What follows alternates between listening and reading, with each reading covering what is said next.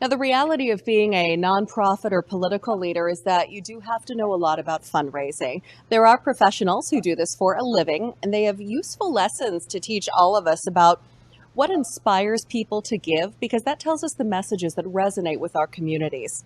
We have assembled a panel of expert fundraisers from Southern California, and they're all women of color who have raised millions of dollars for their respective causes. Since we only have about 10 minutes, our questions and answers are going to go very fast. We're going to kind of go lightning round here. We'll start by going around and asking our guests for whom they've raised money and why fundraising is an important skill for young leaders to develop. Hello to all of you.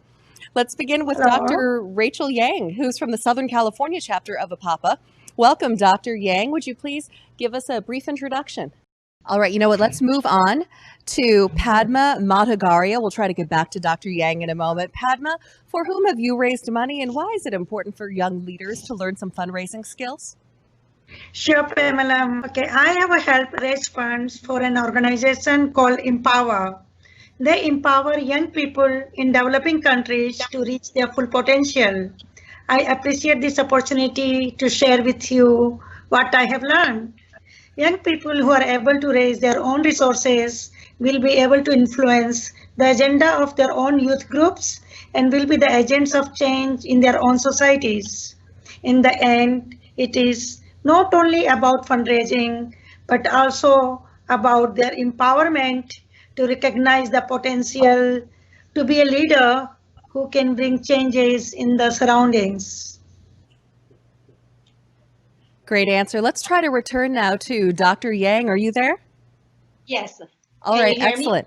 Hi, Dr. Yang. We can now. Could you please give us a brief introduction and tell us a bit about your fundraising, for whom you've raised funds and why? Yes, I'm Rachel Yan from the Southern California region. I have fundraised recently for presidential candidate Andrew Yan, and also for John Chen for California governor, and most recently for Linda Tsang. She won the seat of Los Angeles Superior Court Justice. I've also fundraised for Harvard College Fund, Harvard Westlake School, and Curtis School in Los Angeles, which is a private school that I'm on the board. I am very happy that our panel could represent Southern California. Thank you, Dr. Yang. Next up, we have Ivy Sung. Ivy, welcome to our program. Tell us why you're a fundraiser and for whom you raise funds. Thank you, Pam. My name is Ivy Sun. I'm the honorary chairperson of the International Leadership Foundation, California, Los Angeles chapter. We raise funds to sponsor Asian youth to take 8 weeks of internship in DC and serve in most of the federal agencies. We have been doing it for close to 20 years, and we have many chapters in the nation. As for the Los Angeles, I kind of started a luncheon for fundraising and also a student classes. I think it's easy for people who have the heart on it, so it's not too hard for me to connect with them. Fundraiser in terms of public affairs is really important. It's not just only raising the money you need to do what you want to do, but it's also an indication of your support, the level of support, and also your power of influence. So it is important to get that skill early established. Thank you. Ivy, thank you. And our next guest is Dingjo Currie. Dingjo, would you please tell us for whom you've raised money and why, and what fundraising means to you? Sure, I'm Dingjo Currie, and the Director of Leadership Institute for Tomorrow, and also the President of Lingnan Foundation. I have served in senior leadership positions in higher education for over 30 years and have raised many millions of funds for public education. So I raise funds for public education. I think fundraising is absolutely an essential and must-have skill for those young who want to ascend to public servant leadership position roles in the future. And when you have a cause and you have a mission, It is a must that fuel by not only just your passion to ignite the people to follow you, but they also have to follow you with their pocketbooks. Because by winning everyone's heart and votes, you have the people power.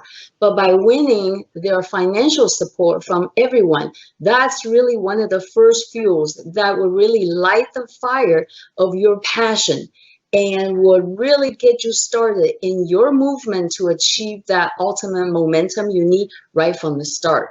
So you have to learn how to fundraise. For those great beginnings, I'm going to ask a second question now of all of you, and that is, when you go out and raise money, what kinds of messages resonate best? What kinds of messages truly motivate and inspire donors? And Padma, we'll begin with you. Okay, the message should include how it's making a difference in people's life and making it better. It should appeal to donors' heart and their values. It should explain how their money should be used. The message should, I prefer, messages through testing are more effective when they make it easy to donate by including a link to donate.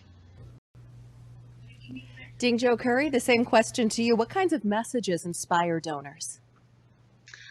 I think that the donors' response to messages that, first of all, that's genuine and that's visionary.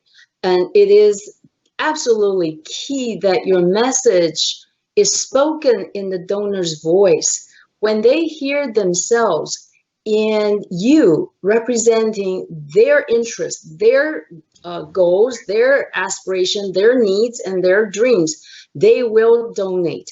And that the best part of that is that they become your legacy and you become their legacy at the same time. So I think that it is when they make that donation, then they become part of your movement and then have ownership with it. Thank you very much. Dr. Rachel Yang, your opportunity to answer this question about what kinds of messages resonate best. I am all for the culture shift within the Asian American community, what I call 5% rule. We all know that Christians gave 10% of their income to their church, and Jewish families more specifically give 10% of their annual income to political causes, civic causes, public affair causes. So I think we could start small. I am advocating families in our Asian American communities consider giving 5% of their annual income to support our candidates and the issues that represent our voice and represent and work for our interest. Another 5% applies to the time. Out of the 24 hours of a day, 5% of time is about 75 minutes. So families would benefit more of the talking around maybe at a dinner table, talking with their children, with spouse about the causes they support, the donations they make, educating themselves about current issues and the debate about it. So as long as the Asian community goes through the culture shift of 5% financial donations and 5% of time devoted to public affairs, civic causes, we're going to be looked upon, we're going to be represented more, and our voice will be heard more.